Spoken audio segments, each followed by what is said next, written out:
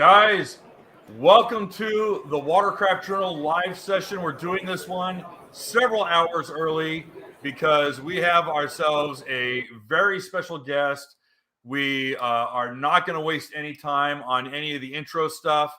We're going to get right into it because, unfortunately, this man is incredibly busy and is giving us only a half an hour of his day because he's in the middle of the giant dealer meeting and he's got a lot of people to talk to. I want to welcome Mr. James Heintz. James, you are the Director of Product Strategy for Sea-Doo and Sea-Doo Marine, correct? Yep, for all of our marine products at BRP. So that includes Manitou and Alumacraft and our boats in Australia under the Telwater brand. Awesome. Very, very cool. So obviously the big news is a massive 2024 lineup. And there's a lot of stuff. I pulled up our article that was published last night at midnight. I'm bringing it up here on the screen. But I think my notes are going to go off of some of the internal documents that were provided to me because we have a lot of people here who are very excited to talk about the new 2024 Sea-Doos. And I think for me, I'd like to talk about Spark first, even though we have the 325 Ace, and but I want to talk about Spark because I've been talking about the new Spark for probably about 2.5 years now. I think I've gotten Martin LaChance in trouble. I pray that he is not in the doghouse for the conversations that he had with Greg and I. He's doing fine. Good. Okay, he's okay, Greg. I know Greg's watching. He's like, did we get him in trouble? So he's now our VP of engineering, so he's doing just fine. Outstanding. Okay, well, congratulations, Martin. We're very excited for you. Spark being the 10-year anniversary, being released as a 2014 model, radically changed personal watercraft. I think providing a whole new segment of entry-level riders, bringing personal watercraft back to being personal. I mean, we've seen watercraft get bigger and bigger and bigger, and going back to a one-seater, two-seater, very nimble, very playful watercraft that two or three guys could lift up and put on a trailer. I mean, that was something really cool. I know the price point was radical at the time, and we've been able to see that Sea-Doo's trying to keep that price point still. I believe you mentioned it was under $7,000 for the entry level Spark. But let's talk about updates and changes and a little bit of the philosophy of the Spark going forward after 10 years, if you don't mind jumping into that. Absolutely. Yeah, and you did a great job in introducing the Rec Light segment, which was created by the Spark in 2014. And what's really incredible about this second generation Spark is kind of the reaction we're seeing here in the showroom. And sorry if there's any background noise, but the dealers are pumped. We've got the product news right behind us. Okay, good. And so us, the philosophy of this second generation Spark was almost, if it ain't broke, don't fix it. We wanted the iconic design of the Spark to progress through time and evolve, but it didn't need to be this disruptive change that was going to blow people's minds from the first second. But what's been exciting for me is when dealers walked out of the global product reveal, came up to the product itself, they said, wow, this is actually, everything's different. You guys enhanced almost every aspect of this boat, and it really only plays out up close. So first of all, I really encourage people to go check out these new Sparks in person. That's really where it's going to come to light. And so really 3 things were enhanced. We progressed the design. You'll see the lines on the vehicle are smoother, more pure, more modern, a lot of rounded edges. So when you're reboarding, after having fun on the tricks, it feels more comfortable on the knees and on the shins. Just an overall better experience. The front arms on the vehicle are now more pure, a bit more aggressive. and allow for some great coloration to be added to the vehicle itself. We redesigned the seat. A lot of the things we've heard from our Spark riders over the years is like, feel like I'm riding bareback on a horse. And so we knew that we really needed to improve the comfort on the seat. So wider profile, more foam. And when we tested it with focus groups, we were surprised that the seat was like the biggest thing they were excited about. So go ahead and sit on it and you'll see the difference. So the design progression was huge. I was going to say was the introduction of the comfort seat, which is about 2-3 years ago. That was, the optional seat. I think this evolution, I mean, it's not a radical step, like you said. I mean, it's the same hull, it's the same powertrain. Really, it's the deck, it's the top deck, it's ergonomics, it's more comfort. Stylistically,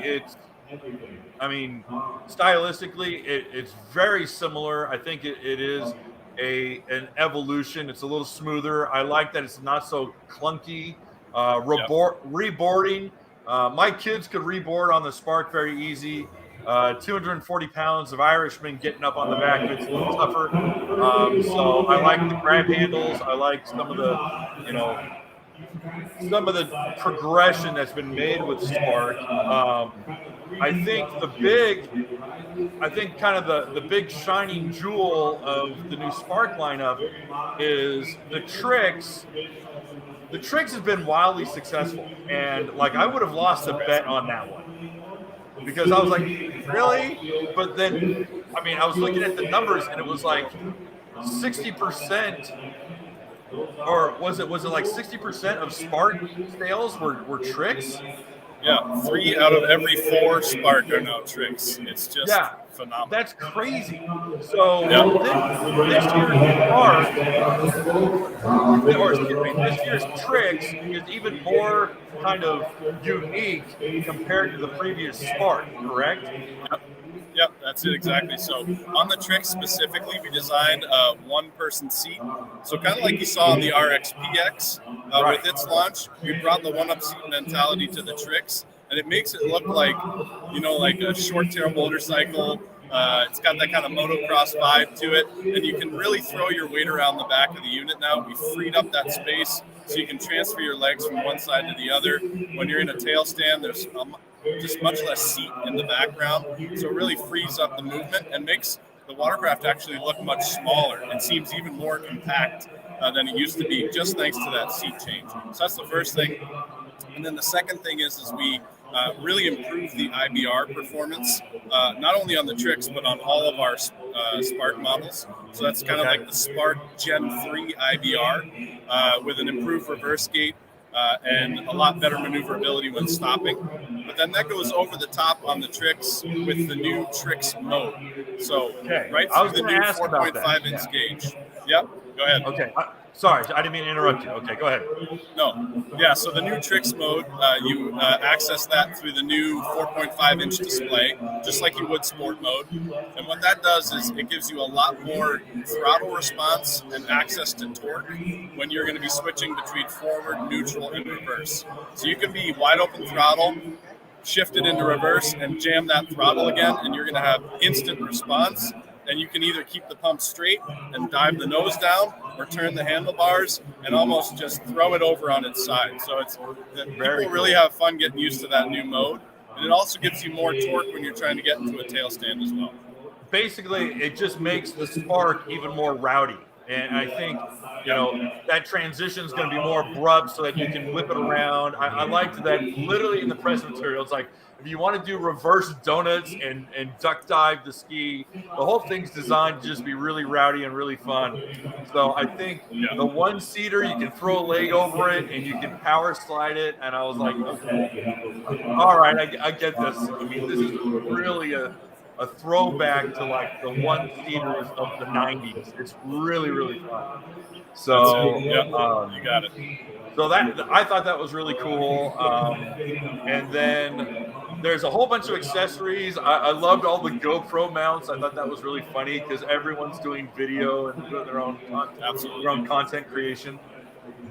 I've remembered multiple media events where certain journalists have lost GoPro cameras So we really want to make sure that attaching GoPros to units is a priority for us. We know that the surfaces can be difficult to stick cameras on.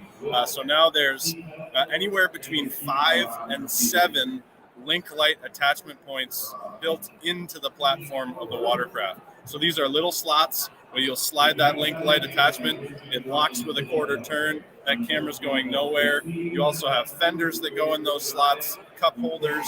So really a great accessory lineup on the new platform for sure. So, a couple questions. The one seat is the one seat available on the regular Spark or only Tricks? Only Tricks. So the Tricks will come standard with a 1-seater or a 3-seater. Oh, and the but you can't have a 2-seater, right? You can, but it's only an accessory. So you'll be able to order a standard from factory model with the 1 or the 3. And then on traditional Spark models, they will come with the 2-up or the 3-up. And you can't get the 1-up seat on traditional Spark. Okay. All right. That clears that up. Thank you. I was a little gray on that one. All right. Yeah, I like the instant throttle response. I think the tricks mode is going to be really cool, be very successful. I didn't see any super chats from the crowd in regards to Spark questions. So, guys, if you have a Spark question for James, please put in a super chat so that we can see it, because we got a lot of people coming in. But I think, unless there's anything else on Spark, I think we should move into the 325 Ace. Is that all right? All good. Yeah, I mean, there's more to talk about, but again, I encourage people to just go check them out at a dealership, because when you get up and close, that's when you really appreciate the changes. So go check it out. Very cool. Yeah. And Tricks does have the adjustable steering, right? It does. Yep. Okay. So all the Tricks features you know and love: extended range VTS, riser handlebar, and the footwell wedges in the back, still standard. Okay. Very cool. All right.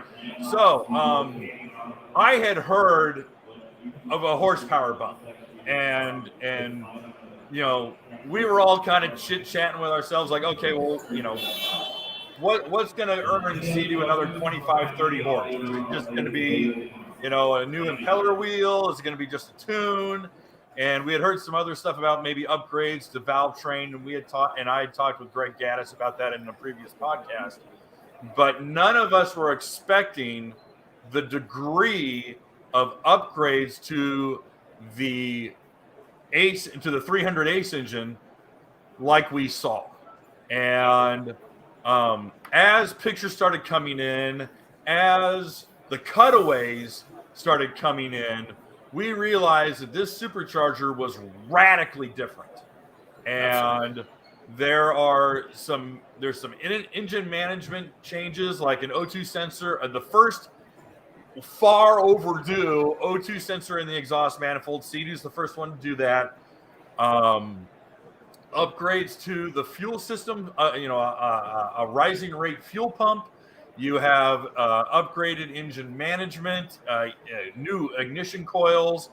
So there is a lot of stuff that all had to kind of cascade in response to building a new high RPM, now 8,250 RPM as a rev limiter, standard rev limiter on a 325 horse engine.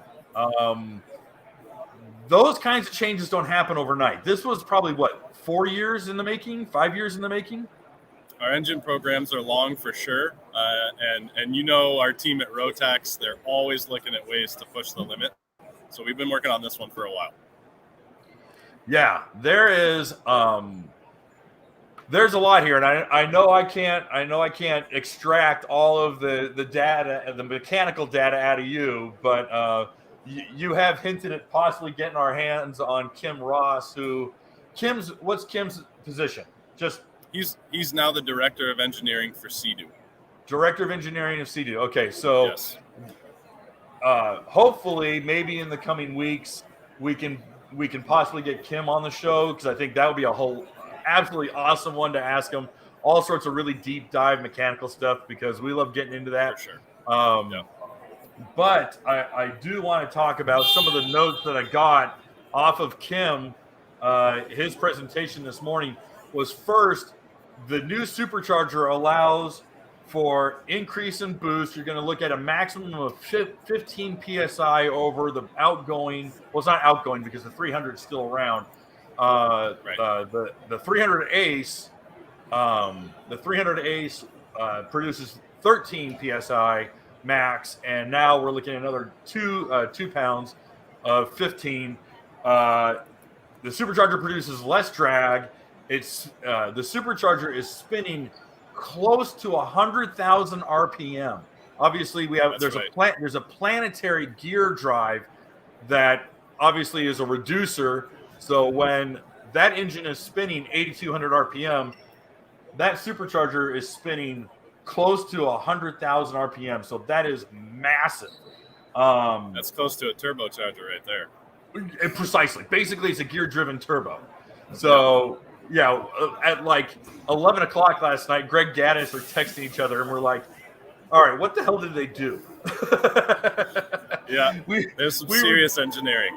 Yeah, no, there is some really, really impressive stuff. Upgrades to the engine include thicker forged rockers, a polished rocker shaft, new lightweight spring retainers. So basically, you're seeing a lot of like high-performance aftermarket parts now on a standard engine. Yes, sir. Now, I was going to say something, and this is putting words in Sea-Doo's mouth, and you can correct me on that. But a lot of these changes, a lot of these upgrades, really weren't necessary for the standard enthusiast. You weren't seeing failures on stock stuff, but the internal changes of these products totally lend themselves to aftermarket tuners, which frankly means that Sea-Doo is attracting itself, is building product with these guys in mind, and that speaks volumes to a brand. That's a big deal, because it's like, oh, they acknowledge us and they're looking out for us. So that speaks volumes for Sea-Doo. So the 320. Oh, absolutely. Well, the fact that you would give me 30 minutes of your day and I'm already halfway through that speaks volumes too. So we do have a super chat real quick. It goes back to Link Light, and then I'll get back into the 325. But Greg wrote, are there any plans to add Link Light to the other watercraft, particularly for GoPro mounts? Indeed.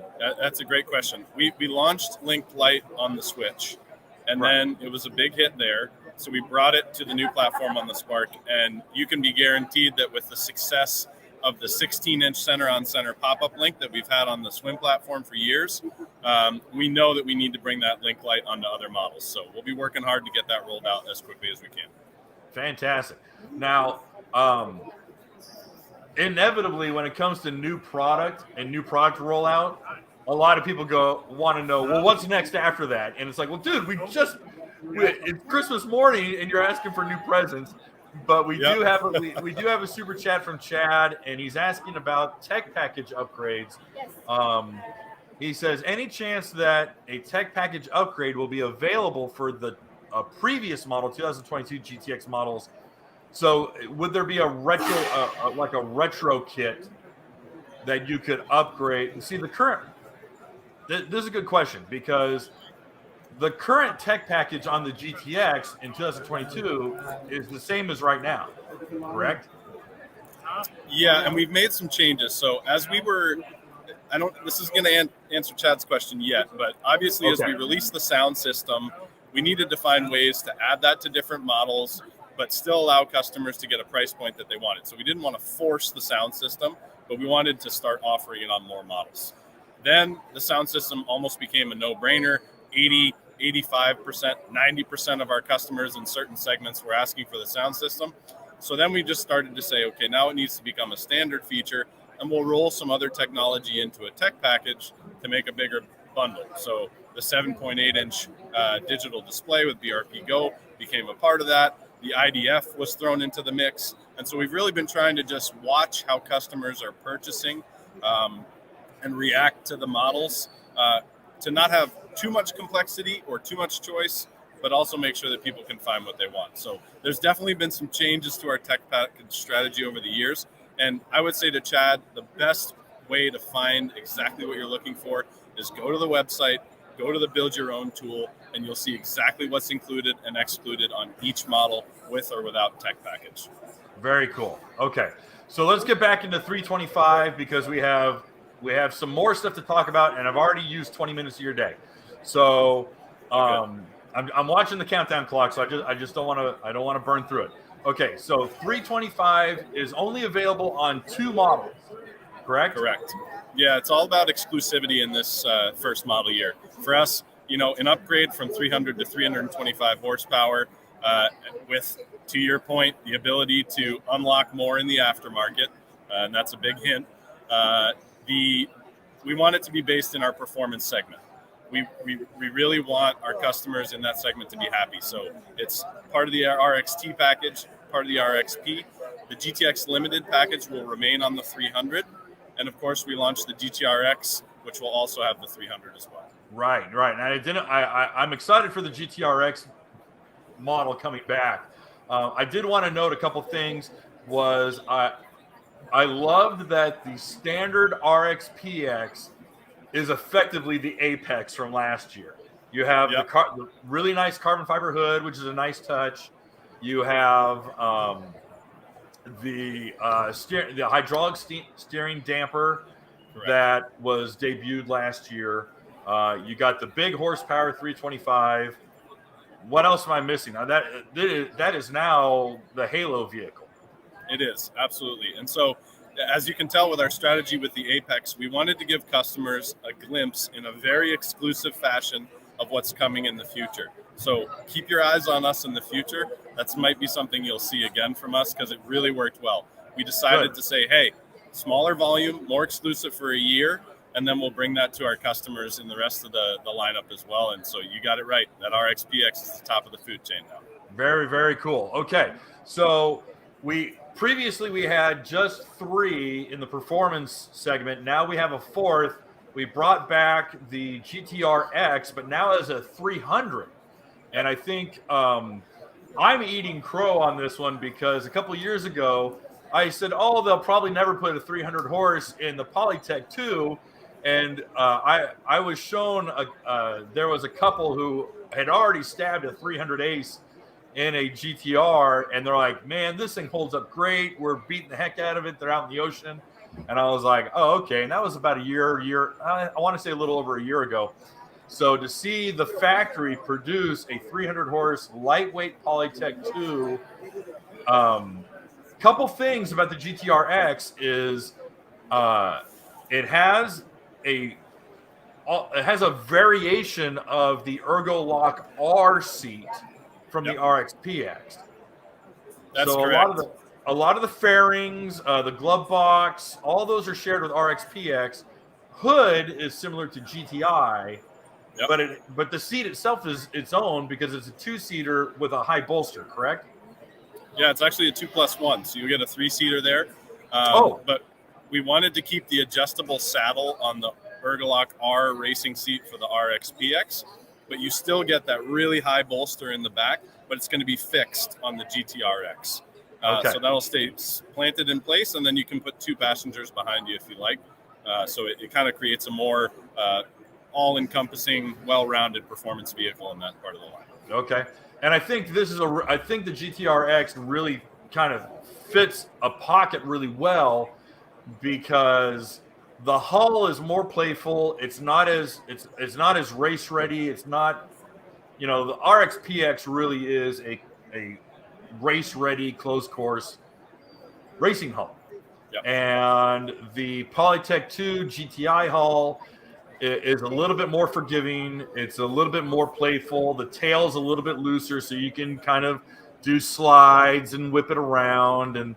But now you have that with a 300 horse Ace engine. So I think that's awesome. That boat is so much fun, Kevin. And you know what?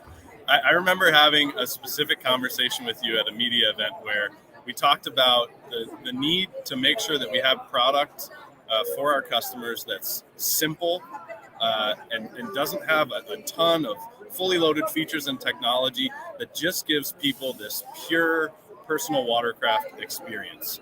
And so that really resonated with me, and I hope that you see that playing out in that GTR X300, because it really is pure and simple fun and power without a lot of added technology or other features around it. It's just, it does what it does, and that's serious fun. So I really think that it's going to be amazing. Hot rod. Yeah, exactly. Yeah, that's great.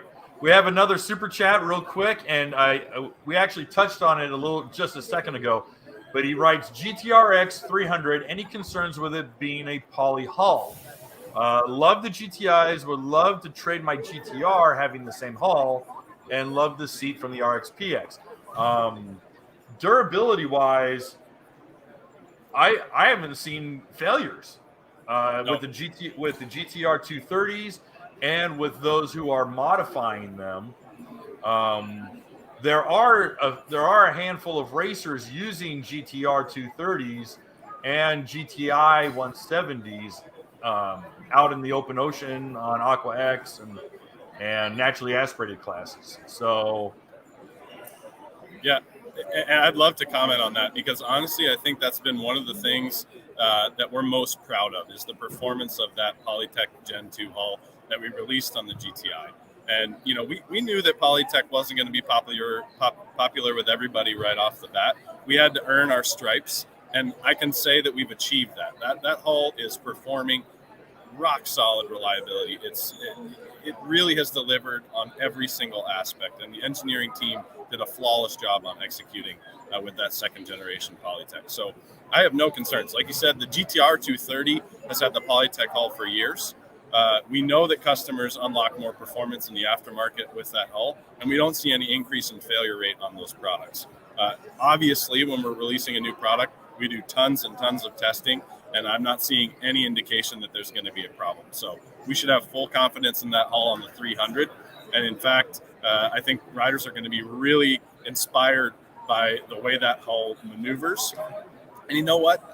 When you pay that much money for a watercraft and you want to run it up onto the beach, it's nice to know that underneath you got Polytech, and it's going to be more scratch resistant, and you can just have fun with that product all day long and not worry about little sand scuffs on the hull and stuff like that if you want to go out for a good day on the water. Don't listen to James, everyone. Don't beat your skis. Stop. No, use those awesome sand anchors. I agree. Use the anchors, please. Please, for the love of God, don't beat your skis. You're right. Train. You're right. But that Polytech hull will do it if people want to do it. Okay. I'm glad Greg likes that seat from the RXP. That's good to hear. Right. Well, I think it's a fantastic addition. I'm excited about it. I think it fits. One unsung addition to the supercharged lineup is for you guys who are Explorer Pro fans. You also and nobody mentioned it. No, it was literally on the website, and it's not even in the press materials. And there is now a 230 horse supercharged Explorer Pro.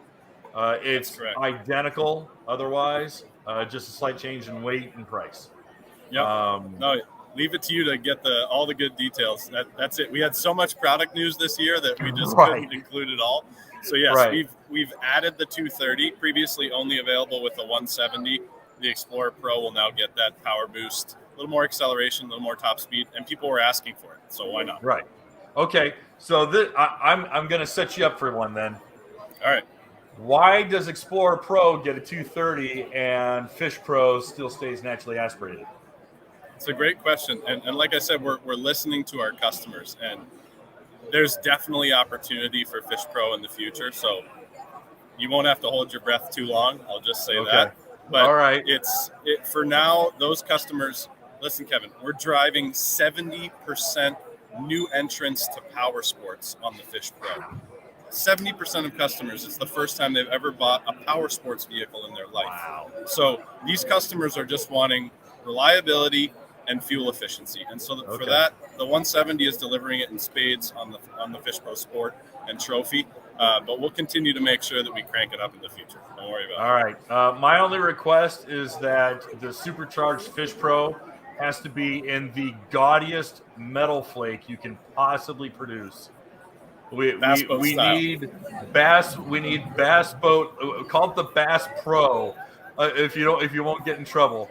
But we got to have metal flake. It's got to be Metal flake the size of your face, right? just absolute. I mean, if it doesn't look like a 1975 disco Monte Carlo, it's got to be, dude. I live on a lake in Tennessee, man. We live and die by how much beer can you bring in a cooler and how much metal flakes on your bass boat. Indeed. Well, I'll see what I can do with the design team. All right. Do we want to talk about the Cruise Limited, the Switch Cruise Limited, or are we out of time? It's up to you. I can give you another 3 minutes, so whatever is best for you, and then unfortunately, I got to move on to the next. I totally understand. Let's do it quick. I mean, it's a top tier Switch, so it's full length. You'll do it faster than I am. Sorry. Yeah. So basically, we took the Switch Cruise 21-230 that we had last year in the lineup, and we just enhanced it. So we're gonna bump the price point to $50,999, so just about $51,000. And for that price, you're getting an exclusive new design. So a great new blue colorway. We replaced the white side panels running down each side of the boat with colored side panels. The sidewalls are updated in design. You get high-end badging and an all-new interior seat vinyl, which really ups the premium factor. Very cool. Very cool. We got a new captain's chair with armrests, improved cushion, forward and back adjustability, as well as a huge range of adjustability on the handlebar, which is great. We have the new 10.25-inch color touchscreen display from previously released on our Ski-Doo models. That's been performing beautifully. Definitely enhances the user experience versus our 7.8-inch gauge. So you can expect more of that from us in the future. I saw the handlebar actually has like a toggle, and you can control it using the handlebars as well. So that was really impressive. Yeah, so it's touchscreen, and if people don't want to be going over the waves and trying to press the buttons, all that stuff is accessible right through the handlebar, so that's great. Other things include we have this really unique ambient floor lighting that is RGB. You can change the colors up and enjoy some time on board. So just in general, just cranking up the enhancements and luxurious features on board. It's going to be a great package. And one thing we heard from our dealers was we love the Switch, but accessorizing them is a lot of time at PDI. So we wanted to create a package that's like a no-brainer. Everything's included, standard from the factory, so that they can just set up a customer and get them on the water as quickly as possible. That's awesome. Okay, James, I've used up all your time. I know I got to let you go.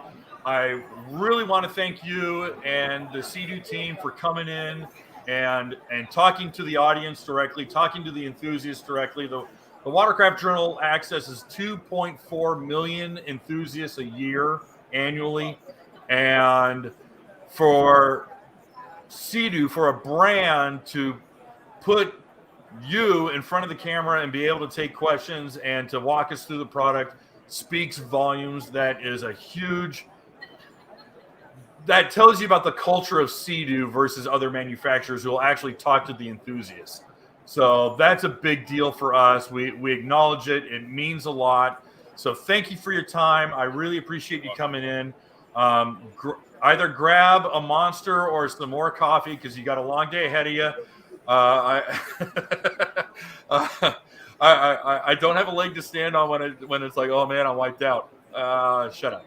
It's all good. Jay, I'm gonna stick around. I'm gonna try to answer some more questions from the crowd here, but I really want to thank you guys. I'll be seeing you in a couple weeks at the press intro.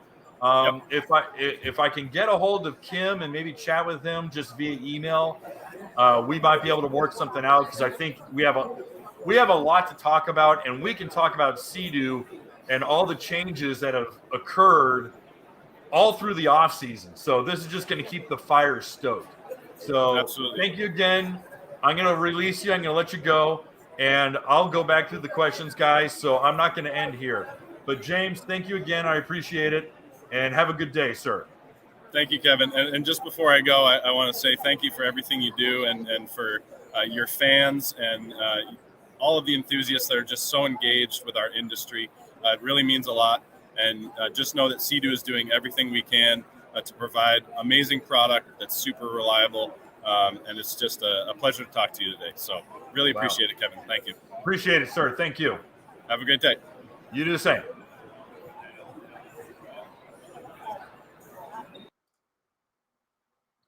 All right, guys. I just cut James off. And here it literally says kick guest out of the studio. I just kicked the director of product strategy off of my podcast. That was a kind of a fun thing to do. All right. So a lot of people, let's talk about Spark X. I know, Jonathan, you're not the only one. A lot of Spark enthusiasts were really, really stoked. Be like, oh, big engine, new engine. What are we getting? Obviously, what we got was, and I had kind of gotten hip to it, and I couldn't come online and be like, but the changes made for Spark make sense. They make sense logistically. They make sense financially. And the other thing I'm going to say is there's still a lot left on the table. We're coming from 10 years of Spark. All right. Spark is an economical model. Spark is an entry-level machine. They're trying to get new and young enthusiasts in. So it only makes sense that they're going to carry that in with the new redesign. Now, the big talk for dealers, for corporate, has been that Trix is the belle of the ball. All right. Everyone's interested in Trix. People who come in, they look at a Spark and then they see the Trix and they go, I want that one. So Trix has a lot of legs. So that is why for the new redesign for this year, they wanted to shine the spotlight on Trix. 90 horse, Trix mode, which is the kind of sharper, more rowdy, more aggressive tune. All right. More brappy, I should say. All right. That is, that's going to be the big attention. Now everyone's like, well, you told me there was going to be a new engine. All I know is what Martin Lachance, who is now the head of engineering, was sharing with us. Now we have many more years of Spark to come. So while we didn't get a 130 or 100 and whatever horsepower Spark this year, what we did get was a lot of things that build up to a potential Spark X in the future. Will it happen? I can't guarantee it. I don't work at Sea-Doo. I haven't been up to Quebec. I can't tell you. All right. They haven't shown me pictures of it. I haven't sat on it. I haven't put my hands on it. So all I have is the word of the engineering department. All right. Couple things about the 325s. No, the hull has not changed. The hull, everything below the bond line is the same. All right. Everything below the bond line of the Spark is the same. But let's talk a little bit about 325. All right. 325 has a lot more internal changes than I talked about with James. I wrote 8 paragraphs on the engine in this article, and it still isn't everything. All right. There's even more to talk about in this engine. I hope to have the head of Sea-Doo engineering, Kim Ross. His name is Kim Ross. I hope to have him on the show. He will be at the press intro. We might be able to get him on the show either before the press intro or after. James was totally cool with that idea. I was stoked with it. And I already said, listen, if I'm going to have the head of engineering for Sea-Doo on here, I'm probably going to drag I'll probably drag Greg Gaddis onto the show as well. I don't mean to gang up on Kim, but I think Greg is going to be able to ask questions that I don't know and be able to give everyone more information than I could do on my own. So I think that's good news. But some of the changes, let me go into it because I have a hot list here that Kim was able to provide more stuff. It's using what they call a cam clutch. It's effectively the same thing as the Sprag clutch that you see on the Yamaha superchargers. It's effectively a gear-driven turbo, like I talked about before. There's no friction washers in this supercharger. They got rid of them. All right. They got lightweight valve spring retainers. They went with a polished rocker shaft. They went with a thicker, heavier duty forged rocker. I believe the springs were changed, if not just that they have the new retainers on there. Again, there was some upgrades done to support the engine, like a rising rate or variable rate fuel pump. They have new coil packs. They have improved ignition. They have a improved engine management system that also includes, and the harness has been changed so that it can include the new O2 sensor in the exhaust manifold. We're looking at a supercharger that spins, he said, upwards to, not 100,000, but upwards to 100,000 RPM. And that has a gear reduction. So you'll actually see a trifecta planetary gear that spins inside of the supercharger, and that goes to a gear reducer, and that reduction gear is what gives us the 8250 RPM. So there are some really, really big changes. We know that Riva has had their hands on this stuff early. Riva has had to reverse engineer a lot of things and then reconsider a lot of their supercharger offerings, because they also went with a billet layover style impeller wheel. So there's a lot of really bitchin' changes that are just in the supercharger alone and inside of the PTO cover. None of the 325 horsepower Ace skis have IDF. So you're not going to see IDF on the RXPX. You're not going to see IDF on the RXTX. All right. Chances are it's going to kill IDF. It's just way too much power unless they make changes to it later. And there very well may be upgrades and changes to it later. I can't read the tea leaves and tell you if there is or isn't.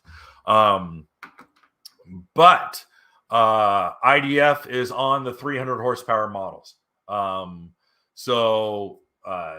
300 horsepower GTX IDF. Is IDF on the GTRX? No. GTRX is, like James said, a stripped down bare bones hot rod. You're not going to get the bells and whistles. The only thing you're going to have are brakes.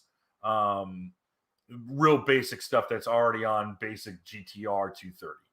So you're looking at I like the GTRX because it's 300 horse. It's a little bit looser of a hull. The hull is more playful. You can wash it out and fishtail it, really have some fun without getting out of shape. 300 horse, bitchin'. Ergolock, quasi Ergolock R, because it has the knee coves, and it does have the footwell wedges in the footwells. So I think that's bitchin'. I really do like GTRX. I liked GTRX when it first came out in 2017, and I'm enjoying this. John Nicholas writes, how much more maintenance does IDF add? What kind of failures is this unit having? For someone like me who keeps these boats for a long time, this sounds like a concern. Right now, IDF failures are fractions of a percent. The first year there were teething issues.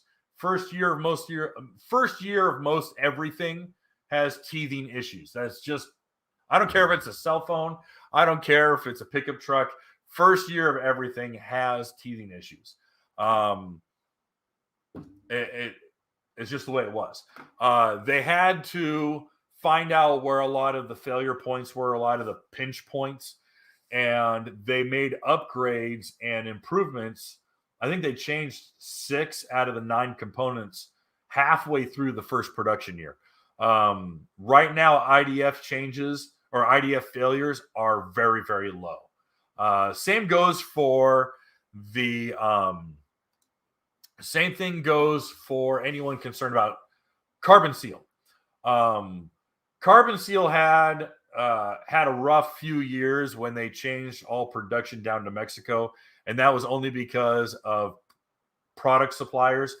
All these skis are built by suppliers, and sometimes the supplier is out of state or 2 countries over or across the Atlantic or whatever. And they were having a really tough time with carbon seal. And then there were motor mount alignment issues, and all that stuff pretty much got shook out by 2021, 22. Carbon seal failures almost completely vanished.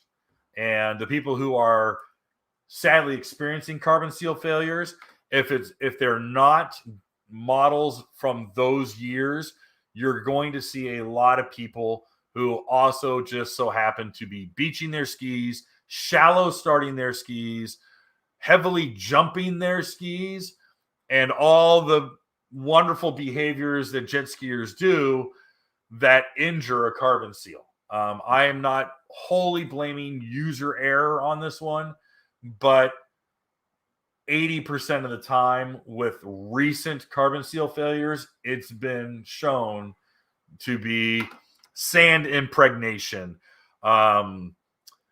misalignment because a motor mount has broken because they're jumping it.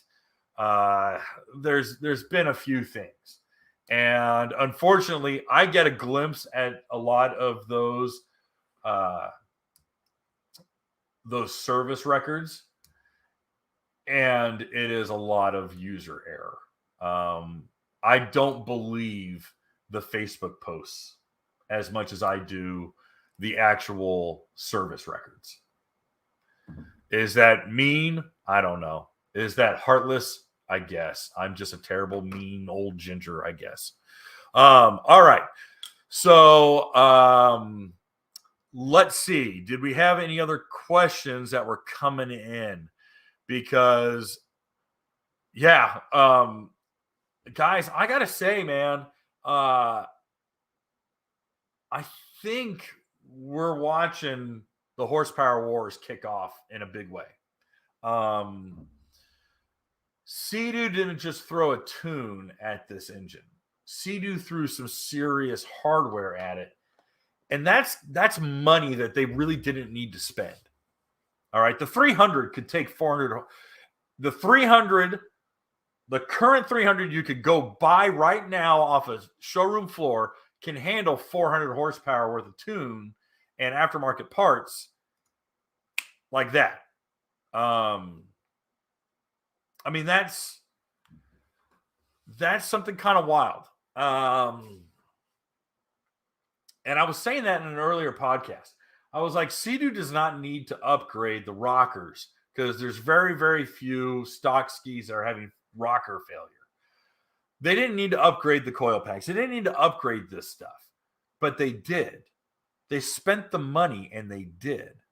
So what does that imply? Because you got to consider where the money went. Where does the money go? And when a company spends money, you got to go, okay, what are they thinking here? What's the 3 year? What's the 3 year plan? What's the 5 year plan on this? And when you start looking where the money goes, you go, oh, wait a minute. Like, for example, that 10 and a quarter inch touchscreen that's only on the Switch Limited. And he said, oh, it's been on the Ski-Doo and we've had great success on the Ski-Doo and now it's on the Switch. I'm like, I immediately text Greg and I was like, see that? He goes, yeah, I saw that. And I'm like, hang on tight, dude. He goes, that's a big ass screen to put on a ski. I go, yeah, it is. But we thought 7.5 inches was too big too. Or 7.9 inches. So just hang on tight. All right. Stuff like that. The whole handlebar is being redesigned with a toggle and all the new buttons. I'm like, it's going to show up on all the switches, and then it's going to make its way down. You watch. They'll make some freaking Uber Cadillac Brougham edition GTX Limited, and it's going to be like, bro, this thing's out of pocket. What is this thing about? So just hang on. There's stuff like that just makes me go, why are they spending the money? For Sea-Doo to spend the money on the 325, I'm sorry. He said it himself. The director of Sea-Doo strategy said it himself. We did this for the aftermarket. We did this engine for the aftermarket community. And it's like, what the hell is a map tuner going to be able to unlock on a bone stock 325? 400 horse? 4.25 horse? What can some minor changes to the 325 put out? 500 horse? 600 horse? I mean, holy crap. Guys, think of the implications. Just give it a second. All right. That's wild. Yeah, Chaos. I don't know if Cowie will respond.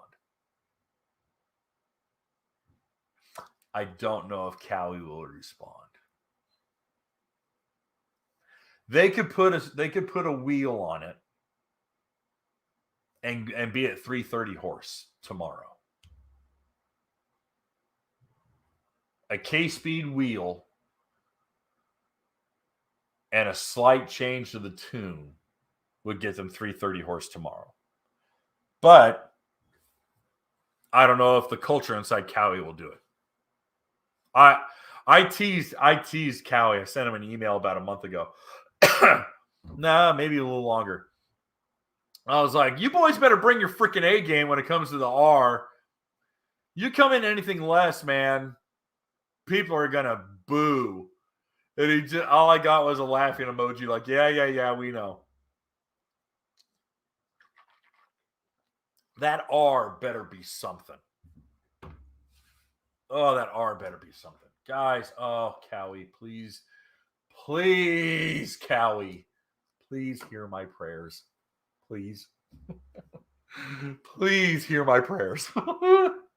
Make the R something. Like really something.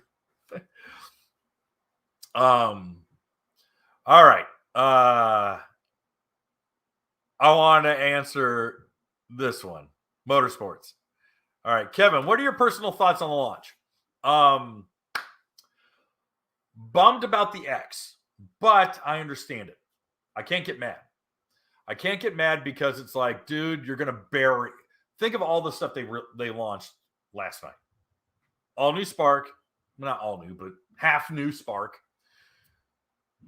Totally upped Tricks. So the Tricks is really, something special. You got Tricks mode. It's got, rowdier tune. It's got, GoPro mounts and all the redesign stuff. And it's a one-seater. All right. I understand it. I'm not mad. All right. I'm not bitter about it. It makes sense. I think there's product strategy here. All right. Because let's say things cool in a year or 2 years and they go, oh, we got to throw some coal on the fire. And they come out with an X. Okay. That makes sense. All right. So little bummed, but I understand. 325, surprised. Surprised that the engine was changed as much as it was. That's a big deal. I'm very, very pleasantly surprised. I was not expecting the return of the GTR X, especially as a 300. I think that's pretty cool. Yeah, that's pretty cool. I like the GTR X. That was one of my favorite skis. One of my favorite Sea-Doos, to be honest. To be really, really honest, GTR X is one of my favorite Sea-Doos. So I'm glad that one's back. Nothing electric. Cool. Electric is, guys, it's a gimmick. Electric is to keep the EPA off of their ass. Electric is to keep the invasive governments off of their ass. And Yamaha, Cowie ain't going to do it. Yamaha and Sea-Doo, especially Sea-Doo, even though they have a GTI that's a prototype, they're going to draw that one out as long as humanly possible because it's a loss. Look at what's happening with the Ford Lightning. The CEO of Ford went on a road trip with the Ford Lightning and was like, this thing's a pile of shit. And he said so. The CEO of Ford, not CEO, the president of Ford, went on a road trip and he was like, this truck sucks. This thing sucks. Electric is a gimmick, especially when there's no infrastructure for it. So I do not see anyone running to make an electric Spark until there is a gun pressed up against their temple. I don't see it happening. That just might be me. That's the gospel according to Kevin Shaw. Yeah, whatever. But when Yamaha comes out and says, we went green and we made plastics out of plants and we got rid of all that scary lead. And then Sea-Doo goes, yeah, blow it out your ass. We're making 325 horsepower. We're lighting our hair on fire and going freaking 3 seconds to 0 to 60. I'm like, holy shit, is Sea-Doo Dodge now? Are they making 8-second freaking wheel standing drag racers now? When did this happen? So yeah, I got to give it to Sea-Doo. All right, I got to give it to Sea-Doo on this one, guys. Yamaha's over here going like, we want to save the seal. We need to make things out of plants. And then these guys are like, F that noise. Let's freaking go fast, dude. Freaking Sea-Doo went full Ricky Bobby. I'm like, I want to go fast. That's bitching. That's bitching. Give it to Sea-Doo, dude. Sea-Doo for the win on this one. Sorry. Explorer Pro going supercharged. I got a big laugh out of it last night. Just because the whole thing was like, oh, we want fuel mileage. Oh, we want to go long distances. La, la, la. And then it's like, screw that. He can bring some extra gas. Let's go supercharged. I'm like, all right. But then James just goes, watch out. Just wait. Just wait. Just wait. Which I thought was awesome. I like that. What else? Switch Limited makes sense. I kind of wish the Limited was available on the smaller units too, like on maybe the midsize. I think that'd be cool, just because it's a package. And I would love to see that premier level package be available at least on the midsize. We'll see if that happens, but I like what they came out with. I think it's good. Interesting, Nick. I don't know how you're disappointed, dude, because I'm looking at implications. Prices have gone up. Oh my gosh. Have you not been to a grocery store? Do you not buy gasoline? All prices are going up.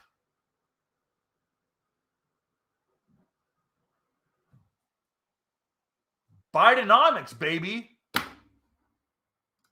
Holy crap. I don't understand. How are you surprised by that? Are things better? Has the economy gotten better? How's a gallon of milk going? What's the price of gas look like? Oh my gosh. I don't know what happened. What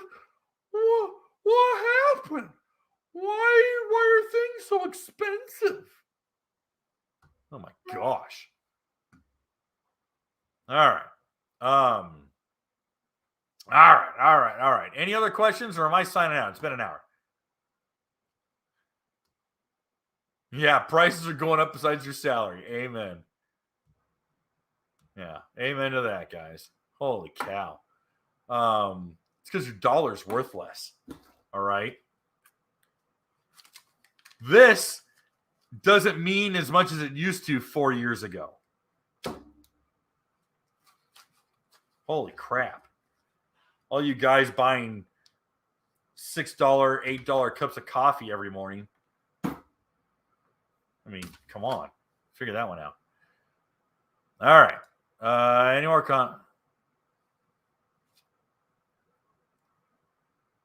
What is the thought behind?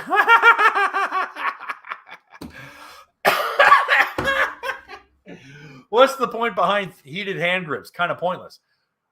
Clearly, you don't ride year round. I do. And the heated hand grips, I put those on. What did I put them on? Did I put them on the RX-TX or did I put them on the Wake Pro? Dude, the red setting, the hot setting, will make your hands sweat. And riding cold, have you ever ridden in cold weather?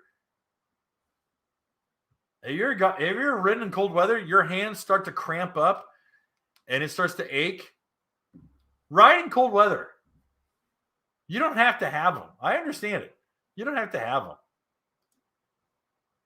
But they make perfect sense if you ride year round. If you ride year round, you'll want them.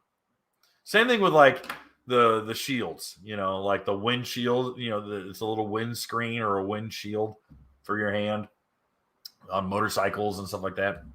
Same story. All right. All right, guys, I think we're done. Please, guys, if you haven't, go to www.watercraftjournal.com and read the article that was written yesterday.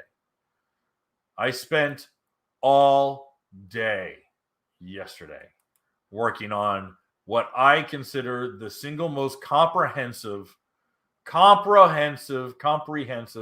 me, I'm tired. I'm working on 4.5 hours of sleep. Comprehensive recap of the 2024 lineup. There are things missing, like some of the details that I wrote here. No one can read my incredibly crappy writing. There are things missing about the 325. There are things in there that I have forgotten off the top of my head because I'm tired. But that article has all the hyperlinks to the skis, all the prices to the skis, all the colors to the skis, all the changes made to the skis, whole lineup. It's all there. Go to the magazine. I'm not going to send you a private message with a hyperlink because you're too dumb to find it elsewhere.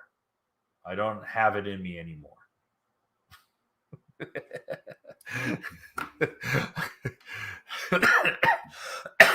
You are crushing my will to live. Oh, Greg. All right. We got a super chat. I got to answer it. Greg, so I have to ask, do you think the 325 will be stable or find growing pains? Also, any possibility of this nice GTR-X seat ever fitting a GTR or GTI? Okay. The GTR-X, I'm going to work on this one backwards. GTR-X has the upper deck, all right? It has the upper housings and fairings of the RX-PX. It does not have the upper fairings. It has the it does not have the fairings and all the attachment points as the GTI. So effectively, you could put the GTR-X seat on the RX-PX and the RX-PX seat on the GTR-X, but you should not be able to put either of those seats on a GTI. Hopefully although that's a lot of alphabet soup, hopefully I was able to describe that and get that to you in a clear form. Number 2, which is your first question. Do you think the 325 will have growing pains? Same Sadly, yes. No, Greg, not above the bond line, because above the bond line, the deck, the acrylic deck is the same for the GTI, the GTR, the GTRX, and the RXPX. It is the upper housing and fairings. All right. Though that's the difference.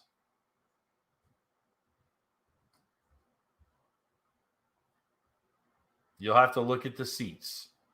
You'll see that where the coves go, the knees go, they're very different. All right. Do I think that the 325 Ace will have growing pains? Potentially. There is some very interesting technology happening within that supercharger.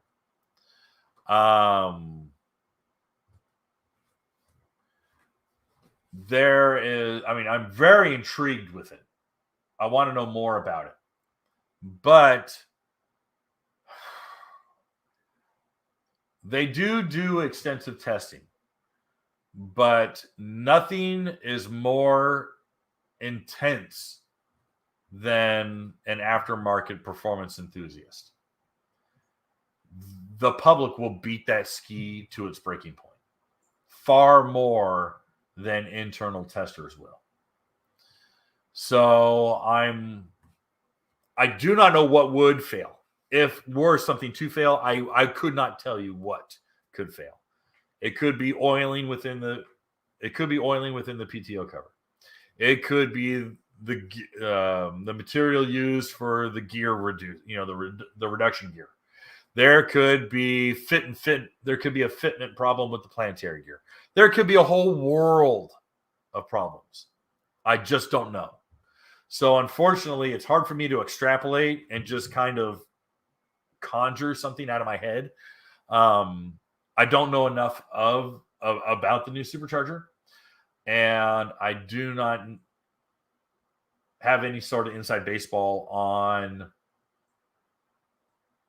the lengths of testing.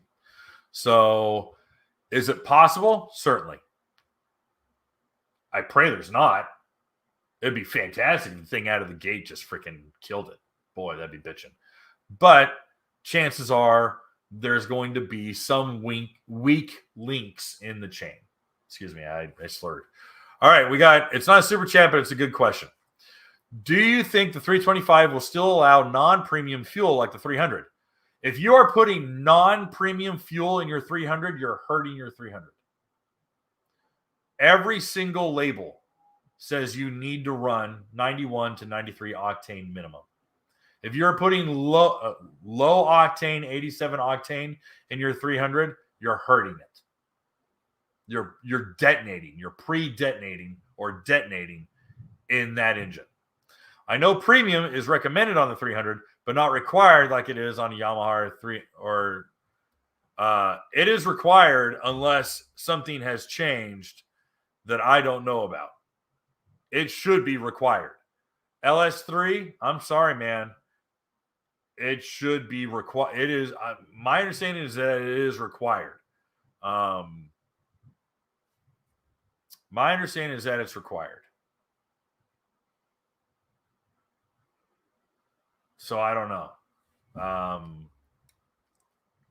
I think you're wrong on that one. If I'm wrong, I'll admit to it. But it should be minimum 91 octane. The 230 can take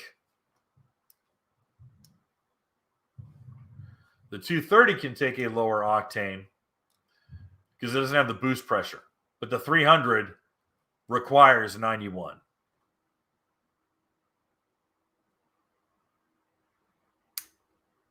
Yeah, it should have it. No, where can you find E85 on a dock, Henry? Tell me where you find E85 on a lake.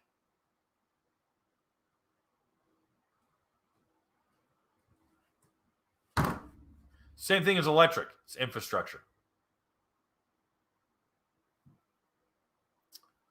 All right. I think we're good. I think we are. Well, certainly, any engine. Yes, Mr. Car Crazy. Any engine with a knock sensor will be able to tell that it's detonating, and it'll start dumping fuel and backing off ignition, so that it doesn't detonate and grenade the engine. And of course, we have someone smarter than all of us here coming in with Green Hulk comes in with, I don't care what the manufacturer says. Any forced induction engine needs premium fuel. If not, it is detonating and pulling ignition timing. Look what I just said that just got repeated. You're hurting performance and fuel economy. We're not stupid. I don't know. It's because you're running a TR1, you moron.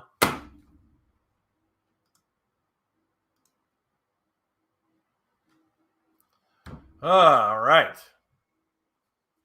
Kevin got our 2024 tricks ordered, but not upgrading from our Apexes to the 24PX. PS, how do Cadillac's idle sound again? For you guys who missed it,